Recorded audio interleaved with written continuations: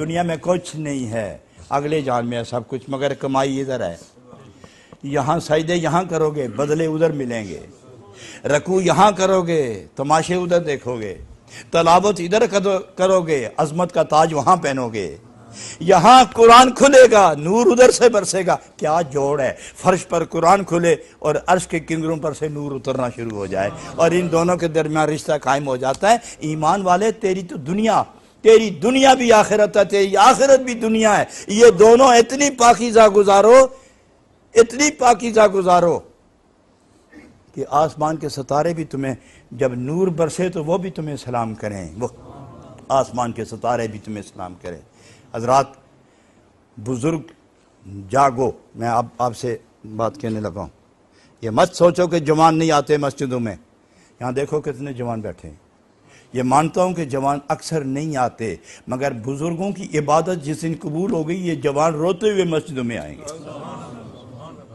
بدلو اپنا آپ، ہم ہی دیوار ہیں خود راہ میں اپنی، ورنہ ہم جو بدلیں تو زمانے کو بدل سکتے ہیں۔ میں ان خوش نصیب خواتین جو مائیں ہیں ان کی خدمت میں بھی گزارش کروں گا کہ اپنے دامن میں پلنے والے بچے کو پہلے ہی اللہ کا نام اور نبی کا نام پڑھاؤ اور گیت گاؤ خود اللہ کا اور اللہ کے محبوب کا، تاکہ بچہ جب بھی سوچنے پر آئے تو وہ خدا کا نام لے کر بولے۔ بچہ جب بھی سوچے تو ذکر محبوب کے ترانے سیکھے، ذکر محبوب کے زمزمیں پھوٹیں اس کی روح میں۔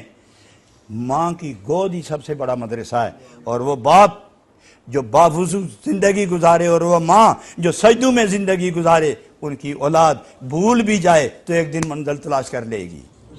مگر وہ باپ اور وہ ماں جن کو کبھی زندگی میں سجدہ نصیب نہیں ہوا، اگر وہ یہ دعا کرائیں کہ بیٹا تابعدار نہیں، تو ان کو دعا کرانے کا حق نہیں ہے۔ شکوہ صرف اس بیٹے پر ہے کہ جس کی ماں اور باپ اللہ کے بندے ہیں اور وہ غافل ہو تو شکوے کی گنجائش آ سکتی ہے۔